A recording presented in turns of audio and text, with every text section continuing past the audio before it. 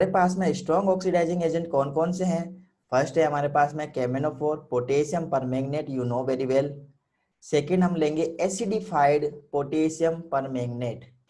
Acidified potassium permanganate का मतलब होता है बच्चों, जो पोटेशियम परमैंगनेट हम यूज ले रहे हैं, जो हम पोटेशियम परमैंगनेट यूज ले रहे हैं उसके अंदर हम थोड़ा सा क्या मिला देंगे बच्चों, थोड़ा सा हम एसिड मिला देंगे, तो ये क्या बन जाएगा हमारे पास में, एसिडिफाइड पोटेशियम परमैंगनेट।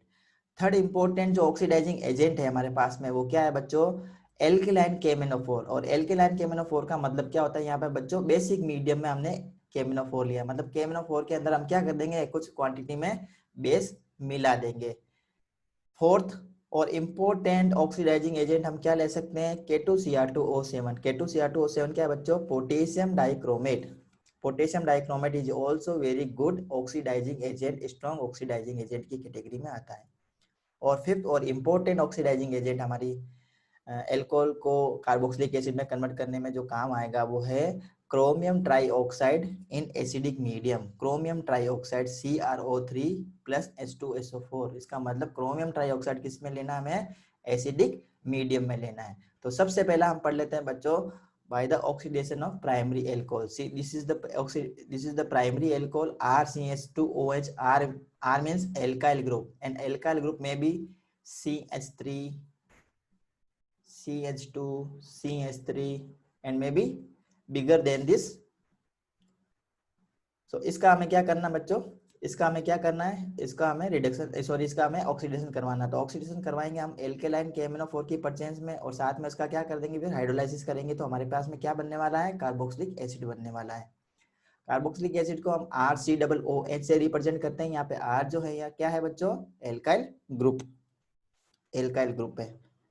नेक्स्ट है बच्चों, इसी का हमने एक एग्जांपल लिया बच्चों, decane one all. Decane one all का मतलब यहाँ पे नंबर ऑफ कार्बन कितने हैं बच्चों, 10 कार्बन है। ये 10 कार्बन का एक एल्कोहल है, प्राइमरी एल्कोहल है, 1 डिग्री एल्कोहल है, क्योंकि वो जुड़ा वो जिस कार्बन से जुड़ा वो आगे एक एक कार्बन से जुड़ता जा रहा है। इसका मतलब ये 1 डिग्री एल्कोहल का एग्जाम्पल है। किसकी परचेस में रिएक्ट करेगा बच्चों, ये इसका ऑक्सीडेशन होगा किसकी परचेस में, क्रोमियम ट्राईऑक्साइड की परचेस में होगा। साथ में इसमें हमें क्या ऐड करना है, थोड़ा सा सल्फ्यूरिक एसिड भी ऐड करना है, तो हमारे पास में क्या मिलेगा, डेकेनोइक एसिड मिलेगा। डेकेनोइक एसिड क्या है बच्चों, कार्बोक्सिलिक एसिड का एक मेंबर है।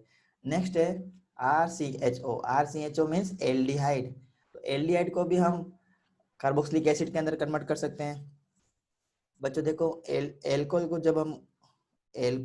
जब हम ऑक्सीडाइज करवाते हैं ना जनरली, तो हमें एल्डिहाइड मिलता है, we get aldehydes, and by the oxidation of aldehydes we get carboxylic acid. I think this point is clear to you.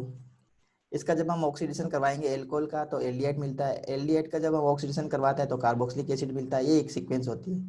तो एल्डिहाइड एल्कोहल को सीधा ही कार्बोक्सिलिक एसिड में कन्वर्ट करवाना है, एल्कोहल को सीधा कार्बोक्सिलिक एसिड में कन्वर्ट करवाना है, तो हमें क्या चाहिए बच्चों, स्ट्रॉन्ग ऑक्सीडाइजिंग एजेंट की रिक्वायरमेंट होती है। वो अभी हमने सीख लिया। अब हम क्या करेंगे, एल्डिहाइड को किस में कन्वर्ट करेंगे, कार्बोक्सिलिक एसिड में। तो एल्डिहाइड को कार्बोक्सिलिक एसिड में कन्वर्ट करने के लिए हमें स्ट्रॉन्ग ऑक्सीडाइजिंग एजेंट की रिक्वायरमेंट नहीं है। हमारे पास में वीक ऑक्सीडाइजिंग एजेंट होंगे तो भी काम चल जाएगा। तो यहाँ पे हम वीक ऑक्सीडाइजिंग एजेंट के तौर पे क्या लेते हैं बच्चों, आप लोगों ने पढ़ा होगा वीक ऑक्सीडाइजिंग एजेंट या mild oxidising agent, Fehling solutions and Tollens reagent, you know very well. Fehling solutions and Tollens reagent जिसका हमने जिक्र किया था एल्डिहाइड वाले पोर्शन के अंदर। तो एल्डिहाइड और कीटोन के अंदर हमने पढ़ा था बच्चों कि फेलिंग सॉल्यूशन और टोलेंट रिएजेंट का क्या काम है। तो फेलिंग रिएजेंट और टोलेंट रिएजेंट क्या है, ऑक्सीडाइजिंग एजेंट होते हैं, ये माइल्ड ऑक्सीडाइजिंग एजेंट होते हैं। जब इनकी रिएक्शन हम एल्डिहाइड से करवाते हैं तो टोलेंट रिएजेंट खुद रिड्यूस हो जाते हैं, और जो एल्डिहाइड्स होते हैं वो क्या हो जाते हैं बच्चों, ऑक्सीडाइज हो जाते हैं। और एल्डिहाइड जब ऑक्सीडाइज हो जाते हैं तो क्या बन जाएंगे, कार्बोक्सिलिक एसिड बन जाते हैं। इसी टाइप से फेलिंग सॉल्यूशंस भी क्या करेगा, टोलेंट रिएजेंट भी यही काम करेगा, फेलिंग सॉल्यूशंस भी यही काम करेगा। फेलिंग सॉल्यूशंस भी खुद क्या हो जाएगा, रिड्यूस हो जाएगा, और एल्डिहाइड को क्या किस में कन्वर्ट कर देगा, कार्बोक्सिलिक एसिड में कन्वर्ट कर देगा। एल्डिहाइड क्या हो जाएगा, खुद ऑक्सीडाइज हो जाएगा। ऑक्सीडाइज होने का मतलब क्या है, एडिशन ऑफ ऑक्सीजन। अगर मैं इसके अंदर बच्चों एक ऑक्सीजन और जोड़ देता हूँ, इसके अंदर RCHO है, इसके अंदर मैं एक और ऑक्सीजन जोड़ देता हूँ, तो ये फॉर्मूला बन जाएगा ना मेरे पास, RCOOH। RCOOH ये फॉर्मूला बन जाएगा मेरे पास। मतलब क्या करवा रहे हैं हम, एल्डिहाइड को कार्बोक्सिलिक एसिड में कन्वर्ट करवाने के लिए सीधा हम क्या करवा रहे हैं, इसका ऑक्सीडेशन करवा रहे हैं। सेकंड मेथड की तरफ बढ़ते हैं बच्चों। सेकंड मेथड है बाय एल्काइल बेंजीन। तो एल्काइल बेंजीन से हम कार्बोक्सिलिक एसिड कैसे ऑब्टेन करें? तो एल्काइल बेंजीन से कार्बोक्सिलिक एसिड बनाने के लिए हमें क्या करना है बच्चों, कोई भी एरोमेटिक कार्बोक्सिलिक एसिड इससे हम बना सकते हैं। तो एल्काइल बेंजीन से एरोमेटिक कार्बोक्सिलिक एसिड बनाना है हमें, तो हम क्या करेंगे, इस टाइप के हम क्या लेंगे बच्चों, एल्काइल बेंजीन लेते हैं। तो एल्काइल बेंजीन का जब हम ये ऑक्सीडाइजिंग एजेंट की प्रेजेंस में इसको हम ऑक्सीडाइज करवाते हैं, और साथ में हम क्या लेते हैं बच्चों, यहाँ पे हमने लिया है KMnO4 लिया है बेसिक मीडियम में, KAOH दिया था ना, ये है एल्केलाइन KMnO4। तो एल्केलाइन KMnO4 क्या होता है, स्ट्रॉन्ग ऑक्सीडाइजिंग एजेंट होता है। तो अब यहाँ पे ये बात ध्यान देने योग्य है कि ये जो टोलुइन है, ये जो बेंजीन का डेरिवेटिव है, बेंजीन का डेरिवेटिव मतलब यहाँ पे CH3 ग्रुप जुड़ गया, बेंजीन के अंदर CH3 ग्रुप जुड़ गया, तो इसका नाम क्या हो गया, मिथाइल बेंजीन, या इसको हम क्या बोलते हैं बच्चों, आईयूपीएसी नाम इसका टोलुइन है, या इसको मिथाइल बेंजीन भी बोल सकते हैं। अब ये बेंजीन के ऊपर ये कार्बन कितने भी जुड़े हुए उससे कोई फर्क नहीं पड़ेगा, हमारे पास में सिर्फ एक ही कंपाउंड बनने वाला है और वो है बेंजोइक एसिड। ये बात आपको लोगों को समझ में आ गई होगी। अगर समझ में नहीं आई तो मैं यहाँ पे ड्रॉ करके बता देता हूँ। जैसे ये है हमारे पास में, ये है हमारे पास में टोलुइन, इसका मैं क्या करवाता हूँ बच्चों, ऑक्सीडेशन करवाता हूँ KMnO4 की परचेंस में, KOH मैंने लिया है। तो मेरे पास जो एक इंटरमीडिएट बनेगा वो ये बनेगा, एक इंटरमीडिएट भी बनेगा मेरे पास में। तो ये इंटरमीडिएट है COOK, यहाँ K पॉजिटिव है, O नेगेटिव है, इसका हमें क्या करवाना है आगे, हाइड्रोलाइसिस करवाना है। तो जैसे मैं इसका हाइड्रोलाइसिस करवाऊंगा तो मेरे पास जो कंपाउंड बनने वाला है वो क्या बनेगा, बेंजोइक एसिड बनेगा, बेंजोइक एसिड। ये तो मैंने लिया है बच्चों टोलुइन। अगर मैं इसकी जगह ये ले लूँ कंपाउंड, ये कंपाउंड ले लिया मैंने, तो इसका मैं अगर ऑक्सीडेशन करवाता हूँ इसकी परचेंस में, तो मेरे पास जो कंपाउंड बनने वाला है वो क्या बनेगा, ये बनेगा। बात समझ में आ रही है आप लोगों को? यहाँ पे मैंने ये देखो इसको बेंड करके लिखा है, इसका मतलब यहाँ पे एक CH2 ग्रुप है और यहाँ पे क्या है, CH3 ग्रुप है। आप समझ गए होंगे। इसी टाइप से मैं ये ले लेता हूँ एल्काइल बेंजीन के तौर पे, कार्बन के रिंग को बड़ा कर देता हूँ, ये कार्बन के रिंग को मैंने बड़ा कर दिया। अब मैं अगर इसका ऑक्सीडेशन करवाता हूँ तो मेरे पास में कंपाउंड क्या बनने वाला है बच्चों, कंपाउंड मेरे पास में फाइनल एक ही बनेगा, बेंजोइक एसिड, बेंजोइक एसिड ही बनने वाला है इसमें। कितनी भी कार्बन की आप रिंग ले लो, कितनी भी कार्बन की लंबी चेन ले लो, सॉरी, कितने भी लंबी कार्बन की चेन ले लो, ये कार्बन की चेन कितनी भी लंबी होगी उससे कोई फर्क नहीं पड़ेगा, हमारे पास में सिर्फ एक ही कंपाउंड बनने वाला है और वो क्या है, क्या है वो, बेंजोइक एसिड है। ये तो सारा हमने पढ़ा बच्चों प्राइमरी एल्काइल बेंजीन से। अगर हम सेकेंडरी एल्काइल बेंजीन ले लेते हैं, सेकेंडरी एल्काइल बेंजीन का मतलब है इस टाइप का, ये है सेकेंडरी एल्काइल बेंजीन। 1 मिनट,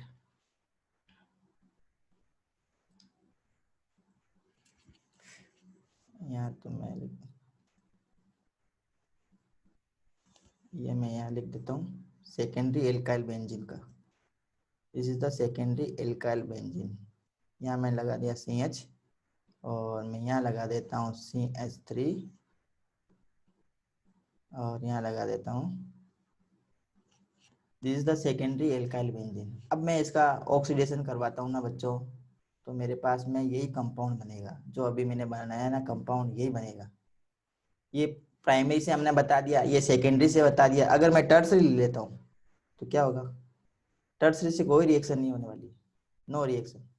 अगर मैं यहाँ पे टर्सरी ले लेता हूँ, ये हो गया मेरे पास में tertiary alkyl benzene, this is the tertiary alkyl benzene.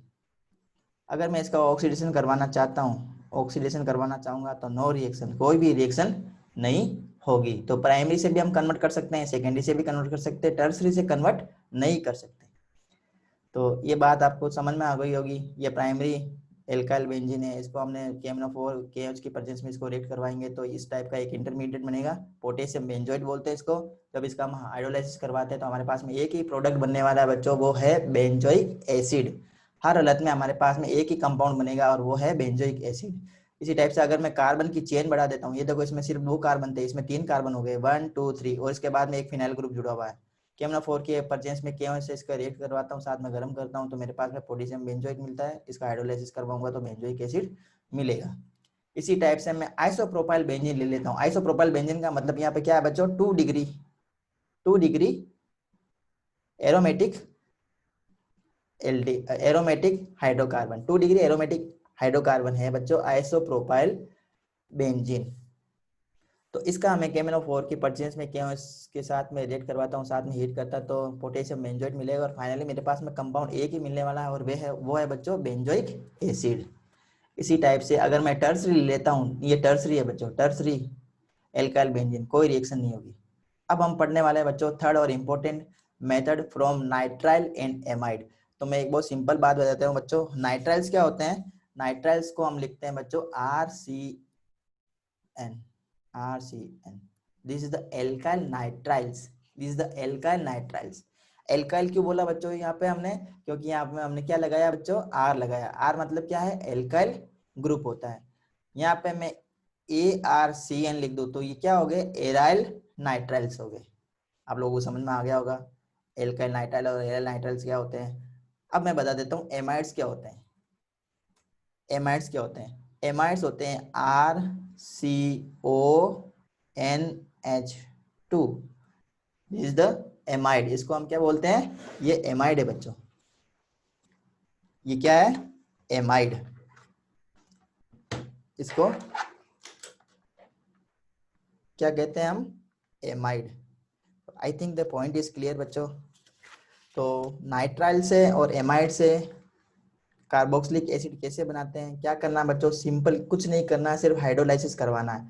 तो हाइड्रोलाइसिस करवाते हैं हम, एसिडिक मीडियम में करवा सकते हैं या बेसिक मीडियम में करवा सकते हैं। जब भी हमें हाइड्रोलाइसिस करवाना होता है ना बच्चों, तो कुछ ना कुछ उसमें कैटलिस्ट डालना जरूरी होता है, क्योंकि कैटलिस्ट नहीं डालेंगे तो रिएक्शंस की जो स्पीड है ना वो बहुत ही स्लो हो जाएगी।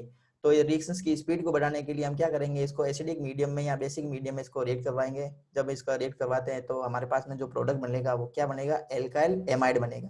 और एल्काइल एमाइड आगे जाके और उसको हाइड्रोलाइसिस करवाएंगे, तो हाइड्रोलाइसिस से एमाइड क्या बना देते हैं बच्चों, कार्बोक्सिलिक एसिड बना देते हैं। वैसे ही जैसे अभी हमने पढ़ा था ना बच्चों, अभी हमने पढ़ा कि एल्कोहल को जैसे हम एल्कोहल को अगर हम कार्बोक्सिलिक एसिड में कन्वर्ट करना चाहते हैं, तो एल्कोहल को क्या करना है, ऑक्सीडाइज करवाना है, स्ट्रॉन्ग ऑक्सीडाइजिंग एजेंट लेना है एल्कोहल के लिए। एल्कोहल को अगर कार्बोक्सिलिक एसिड में कन्वर्ट करना है तो स्ट्रॉन्ग ऑक्सीडाइजिंग एजेंट लेना है, तो डायरेक्ट ही एल्कोहल कार्बोक्सिलिक एसिड के अंदर कन्वर्ट हो जाएगा। अगर एल्डिहाइड को हमें कार्बोक्सिलिक एसिड के अंदर कन्वर्ट करवाना है तो हमें माइल्ड ऑक्सीडाइजिंग एजेंट चाहिए। इसी टाइप से ये है बच्चों, अगर एल्काइल नाइट्राइल है हमारे पास में और उसको सीधा हम कार्बोक्सिलिक एसिड में कन्वर्ट करवाना चाहते हैं, तो एक इंटरमीडिएट तो आएगा आएगा ही आएगा। वो क्या आएगा, सबसे पहले एल्काइल नाइट्राइल डायरेक्ट ही कार्बोक्सिलिक एसिड के अंदर कन्वर्ट नहीं हो जाते, तो एल्काइल नाइट्राइल पहले किस में कन्वर्ट होंगे बच्चों, एल्काइल एमाइड के अंदर कन्वर्ट होंगे, और एल्काइल एमाइड वापस किसके अंदर कन्वर्ट हो जाएंगे, कार्बोक्सिलिक एसिड के अंदर कन्वर्ट होते हैं।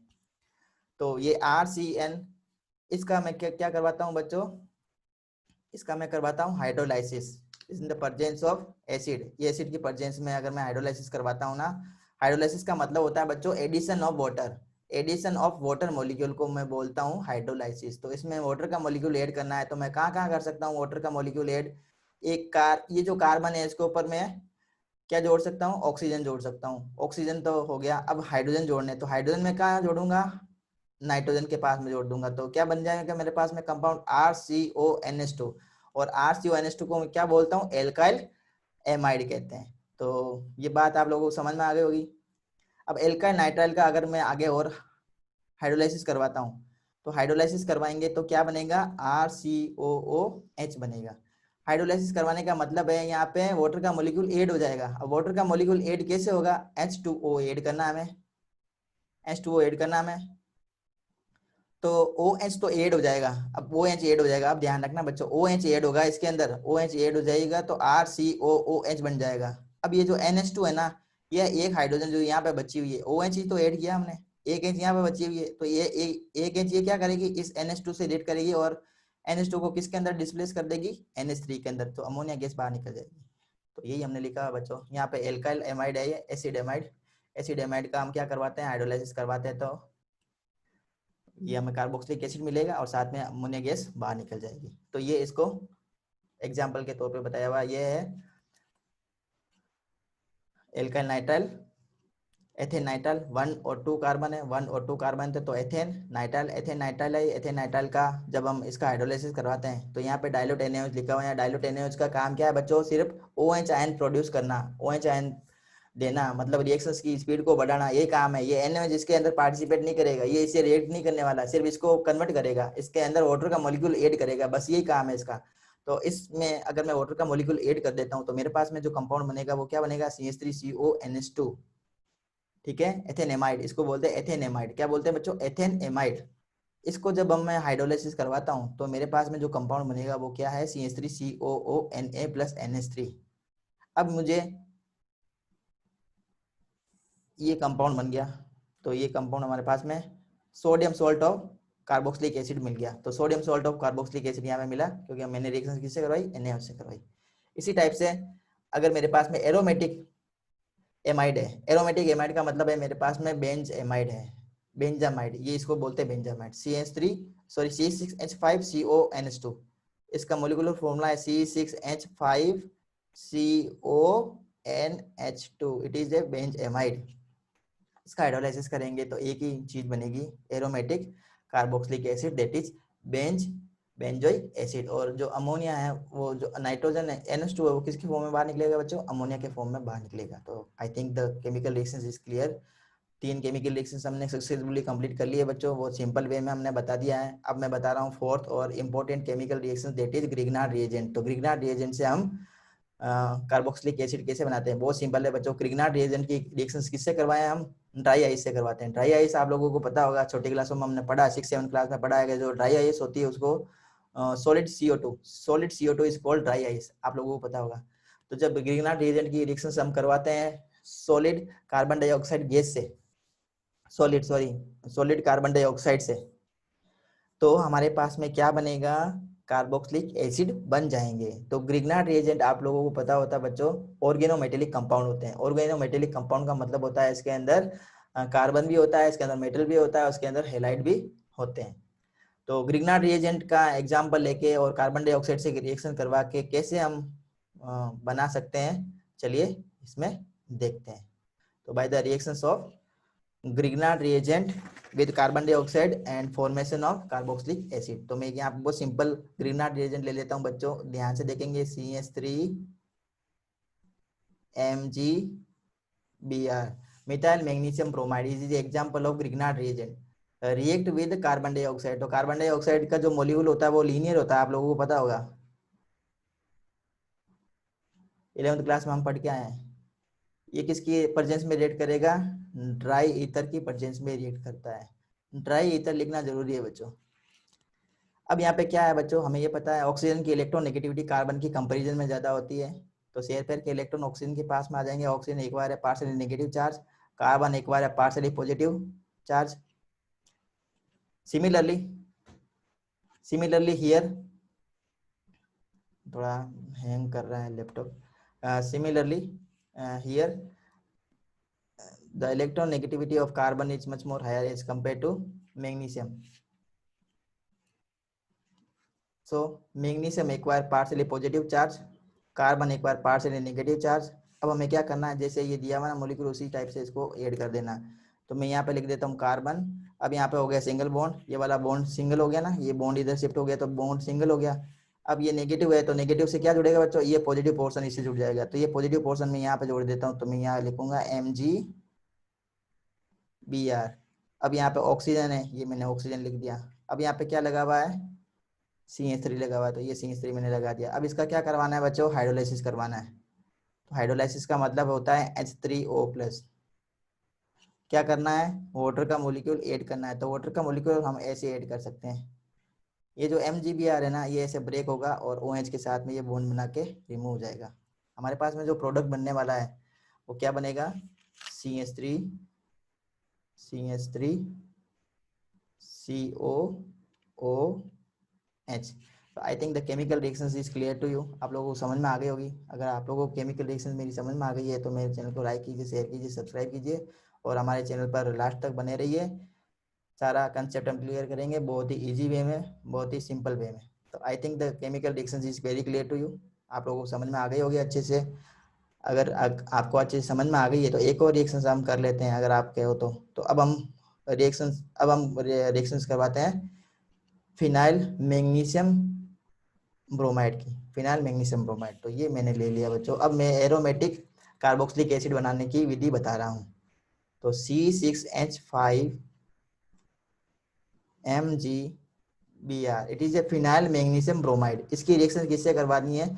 कार्बन डाइऑक्साइड से रिएक्शन करवानी है। तो कार्बन डाइऑक्साइड से रिएक्शन करवा देते हैं। ये कार्बन डाइऑक्साइड किसकी प्रेजेंस में करवाएंगे बच्चों? Dry ice. तो यहाँ लिख देंगे, sorry, dry ether, dry ice. तो ये है कार्बन डाइऑक्साइड। बॉन्ड का ब्रेक करो, नेगेटिव पॉजिटिव, ये बॉन्ड इधर शिफ्ट होगा, पॉजिटिव पॉजिटिव और ये नेगेटिव। तो इसी टाइप से हम इसको ऐड कर देते हैं। ये कार्बन, ये ऑक्सीजन, यहाँ पे क्या जुड़ जाएगा? MgBr जुड़ेगा। ये कार्बन तो है ही है, इससे क्या जुड़ा हुआ है? ऑक्सीजन जुड़ा हुआ है। और इससे क्या जुड़ जाएगा? C6H5 जुड़ जाएगा। इसका क्या होगा? हाइड्रोलाइसिस होगा। HOH की परचेस में ये ब्रेक होगा। MgBr रिएक्ट विद OH, ये इसे रेट कर लेगा। हमारे पास में प्रोडक्ट क्या बनेगा? C6H5COOH। ये एक्चुअल में क्या है? Benzoic acid. तो इसकी स्ट्रक्चर मैं इस टाइप से बना सकता हूँ। This is the benzoic acid. ये बेंजोइक एसिड बन गया हमारे पास में, बेंजोइक एसिड। और यहाँ पे माइनस में क्या लिख देंगे? MgBrOH। So I think the chemical reaction is clear to you। तो हमने ग्रिग्नार्ड रिएजेंट की रिएक्शंस किससे करवाई थी पहले? एल्काइल ग्रिग्नार्ड रिएजेंट की रिएक्शंस पहले हमने करवाई थी कार्बन डाइऑक्साइड से।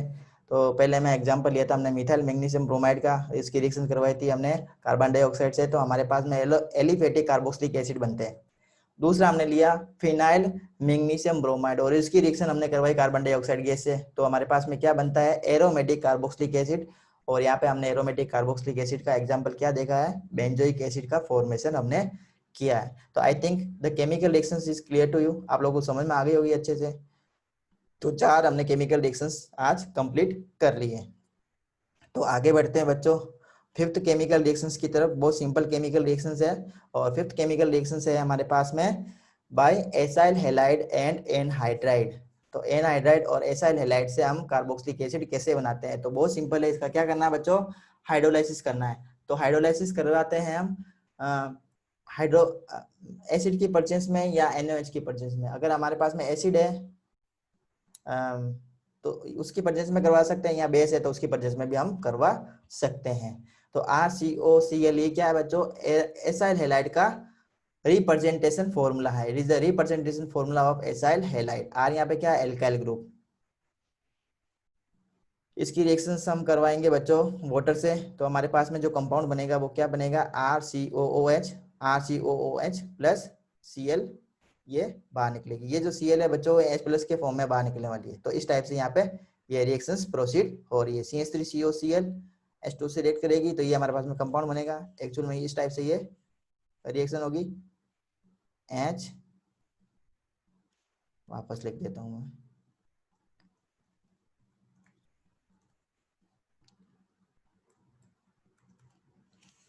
ये जो रिएक्शंस हो रही है ना बच्चों, ये मैं यहाँ लिख देता हूँ HOH। तो इसको मैं इस टाइप से लिखा है बच्चों आप लोगों को समझाने के लिए। HOH है, वाटर है ये। तो ये ऐसे ब्रेक होगा, ये HCl बाहर निकलेगा, OH इससे जुड़ जाएगा। तो मेरे पास में कंपाउंड क्या बनेगा? Acetic acid. ये एसिटिक एसिड बन गया। इसी टाइप से ये बेंजाइल क्लोराइड है, बेंजाइल क्लोराइड। तो बेंजाइल क्लोराइड से क्या बन जाएगा? बेंजोइक एसिड बन जाएगा। HCl मैं यहाँ लिख देता हूँ, HCl इस HOH लिख देता हूँ इस वे में। ये ऐसे टूटा, HCl बाहर निकला और ये क्या बन गया? बेंजोइक एसिड बन गया। तो बहुत सिंपल है बच्चों। आराम से हम एसाइल क्लोराइड से हम कार्बोक्सिलिक एसिड बना सकते हैं। अब है हमारे पास में बेंजोइक एनहाइड्राइड से हम कैसे बनाते हैं। बहुत सिंपल है बच्चों, ये बेंजोइक एनाइड्राइड को लिखा हुआ C6H5CO होल ट्वाइस O, तो इसको मैं इस टाइप से लिखता हूँ, इसको एक्सपेंडेड फॉर्म इस टाइप से हम इसको लिख सकते हैं। This is the expanded form of this benzoic anhydride. तो I think the chemical reactions are clear to you. जब मैं इसको ब्रेक करूंगा बच्चों HOH की परचेंस में, तो ये H इसके साथ में जाएगा, H इसके साथ में जाएगा तो C6H5COOH बन जाएगा, दो मोलिक्यूल बन जाएंगे C6H5COOH, C6H5COOH, बेंजोइक एसिड के दो मोलिक्यूल हमें मिलेंगे। इसी टाइप से बेंजोइक एथेनोइक एनाइड्राइड ले लेते हैं, ये this the benzoic ethanoic, this ethanoic anhydride. ठीक है, जब हम इसका हाइड्रोलाइसिस करवाएंगे in the presence of mild acid और बेस और dilute strong acid and base, तो हमें क्या मिलेगा बच्चों, बेंजोइक एसिड मिलेगा और साथ में एसिटिक एसिड भी मिलेगा, क्योंकि ये इस टाइप से ब्रेक होगा, इस टाइप से ब्रेक होगा तो ये जो मॉलिक्यूल है बच्चों ये इसके साथ में रिएक्ट कर लेगा, बेंजोइक एसिड बन जाएगा, ये मॉलिक्यूल इसके साथ में रिएक्ट कर लेगा तो क्या बन जाएगा, एसिटिक एसिड बनेगा। लास्ट और इम्पोर्टेंट मेथड हम पढ़ लेते हैं बच्चों, एस्टर से हम कैसे कार्बोक्सिलिक एसिड बनाते हैं। तो बहुत ही सिंपल है बच्चों, ये आप लोगों ने 10th क्लास में भी पढ़ा होगा, जब हम एसिड हाइड्रोलाइसिस करवाते हैं किसका, एस्टर्स का, जब एसिड हाइड्रोलाइसिस करवाते हैं एस्टर्स का तो हमारे पास में कार्बोक्सिलिक एसिड और एल्कोहल बनते हैं। तो ये आप लोगों ने एस्टरिफिकेशन के अंदर पढ़ा होगा बच्चों। एस्टरिफिकेशन में हमने 10th क्लास में पढ़ा था कि एल्कोहल को जब हम कार्बोक्सिलिक एसिड से रिएक्ट करवाते हैं, जब एल्कोहल कार्बोक्सिलिक एसिड से रिएक्ट करता है तो एस्टर्स बनते हैं, जिसके अंदर फलों जैसी स्मेल आती है, फ्रूटी स्मेलिंग कंपाउंड होते हैं एस्टर्स, आप लोगों को पता होगा 10th क्लास में आप लोगों ने पढ़ा होगा ये। तो ये क्या होता है बच्चों, रिवर्सिबल रिएक्शंस होती है। तो रिवर्सिबल रिएक्शंस का मतलब है जो एस्टर्स बना है ना, ये वापस H3O की प्रेजेंस में, वो माइल्ड एसिड की प्रेजेंस में ये क्या हो जाएगा, वापस ब्रेक भी हो जाता है, किसके अंदर, एसिड के अंदर और एल्कोहल के अंदर वापस ब्रेक भी हो जाता है। तो ये रिवर्सिबल रिएक्शन होती है। तो ये हमने लिखा है एथिल बेंजोइट, इसकी रिएक्शन H3O+ से करवाया, इसका क्या करवाना, सिर्फ हाइड्रोलाइसिस करवाना है। तो हाइड्रोलाइसिस करवाने की सिंपल टेक्निक है बच्चों, यहाँ पे HOH से इसकी रिएक्शन करवानी है, HOH से इसकी रिएक्शन करवाएंगे तो किसके अंदर ब्रेक होगा, ये बेंजोइक एसिड और एथेनॉल के अंदर ये ब्रेक हो जाएगा। कैसे हो रहा है, बहुत ही सिंपल है बच्चों, क्या करना है, इसको HOH से रिएक्ट करवाना है, HOH, तो मैं यहाँ लिख देता हूँ HOH, HOH। अब क्या होगा, ये देखो, ये CH3 C2H5OH, ये बाहर निकल गया, C2H5OH ये बन गया बाहर, ये जो हाइड्रोजन है वो इससे अटैच हो जाएगा तो क्या बन जाएगा, बेंजोइक एसिड। बहुत सिंपल रिएक्शन है। इसी टाइप से एथेन ब्यूटेनोइक, इथाइल ब्यूटेनोएट को हम हाइड्रोलाइसिस करवाएंगे, एसिड की या बेस की प्रेजेंस में हाइड्रोलाइसिस होता है, ये आपको ध्यान रखना है, पहले भी मैंने बताया था सबसे पहले। तो हमारे पास में ये बेंजोइक एसिड, सॉरी हमारे पास में ब्यूटेनिक एसिड मिलता है और एथेनॉल मिलता है। मतलब जब इसकी NaOH से रिएक्शन करवाएंगे तो sodium salt of butanoic acid मिला, ये this is the sodium salt of butanoic acid, sodium salt of butanoic acid, sodium salt of butanoic acid. अब जब इस sodium salt of butanoic acid का हम हाइड्रोलाइसिस करवाएंगे तो कंपाउंड क्या बनेगा, ब्यूटेनोइक एसिड मिलेगा। तो I think the chemical reaction is clear to you. अब मैं बता देता हूँ बच्चों समरी, जो अभी तक हमने पढ़ी है ना, इसकी मैं से एक समरी बता देता हूँ बहुत ही कम वर्ड में। प्रिपरेशन ऑफ कार्बोक्सिलिक एसिड हम कैसे बनाते हैं, 6 मेथड से बनाएंगे। सबसे पहला मेथड से oxidation of aldehydes and alcohol. तो एल्कोहल और एल्डिहाइड का हमें क्या करवाना, ऑक्सीडेशन करवाना। ऑक्सीडेशन किसके प्रेजेंस में करवाते हैं बच्चों, ऑक्सीडाइजिंग एजेंट की प्रेजेंट में करवाते हैं। तो यहाँ पे ऑक्सीडाइजिंग एजेंट हम क्या लेते हैं, KMnO4 लेते हैं, या फिर एल्कलाइन KMnO4 ले सकते हैं, एसिडिक KMnO4 ले सकते हैं, पोटेशियम डाइक्रोमेट ले सकते हैं, क्रोमियम ट्राइऑक्साइड और H2SO4 ले सकते हैं। तो एल्कोहल को किस में कन्वर्ट कर सकते हैं हम, डायरेक्ट ही कार्बोक्सिलिक एसिड के अंदर कन्वर्ट कर सकते हैं। इसी टाइप से अगर हम एल्डिहाइड ले लें तो उसका भी हम माइल्ड ऑक्सीडाइजिंग एजेंट की प्रेजेंट में उसको इसके अंदर कार्बोक्सिलिक एसिड के अंदर कन्वर्ट कर सकते हैं। माइल्ड ऑक्सीडाइजिंग एजेंट में हमने बताया बच्चों फेलिंग सॉल्यूशंस, टोलेंट सॉल्यूशंस, ये सारे क्या है, माइल्ड ऑक्सीडाइजिंग एजेंट है। इसके अलावा आप लोगों ने पढ़ा होगा PCC, PCC का मतलब होता है पेडियम क्लोरोक्रोमेट, ये आपने पढ़ा होगा, इसी चैप्टर में मैंने बताया है मैंने। और एक PDC, PDC का मतलब होता है पेडियम डाइक्रोमेट, पेडियम क्लोरोक्रोमेट और पेडियम डाइक्रोमेट, इसकी प्रेजेंस, ये सारे क्या है, माइल्ड ऑक्सीडाइजिंग एजेंट है। ब्रेडी माइल्ड ऑक्सीडाइजिंग एजेंट है। इन माइल्ड ऑक्सीडाइजिंग एजेंट की प्रेजेंस में एल्डिहाइड को किस में कन्वर्ट कर सकते हैं, हम डायरेक्टली कार्बोक्सिलिक एसिड के अंदर कन्वर्ट कर सकते हैं। दूसरी प्रोसेस हमने पढ़ी थी ऑक्सीडेशन ऑफ एल्काइल बेंजीन। तो एल्काइल मतलब बेंजीन रिंग के ऊपर एल्काइल ग्रुप कितने भी जुड़े हो उससे कोई फर्क नहीं पड़ता, उसका सीधा जब हम ऑक्सीडेशन करवाते हैं तो सीधा एक ही कंपाउंड मिलेगा हमें, कौन सा मिलेगा, कार्बोक्सिलिक एसिड ही मिलता है।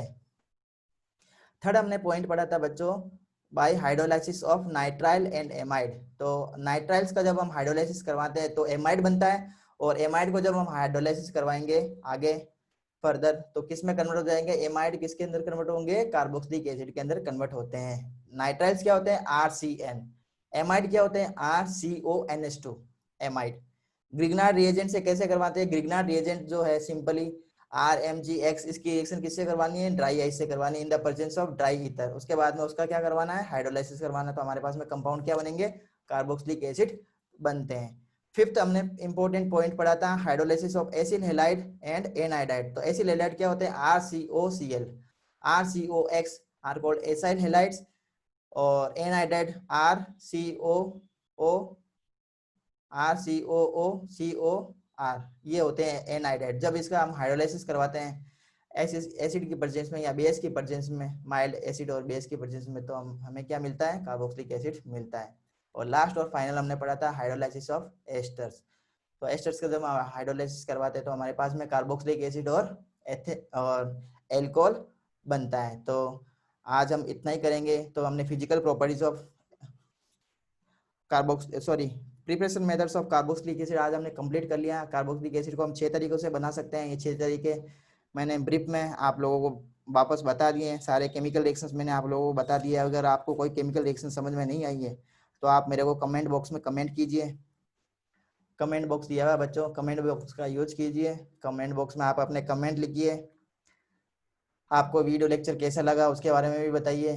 तो मैं हूँ केमिस्ट्री टीचर आपका मुकेश पुरवा, और ये है मेरा चैनल केमिस्ट्री पाठशाला। आप लोगों का लास्ट तक बने रहने के लिए धन्यवाद, और ऐसे ही हमारे चैनल को सब्सक्राइब करते रहिए, लाइक करते रहिए और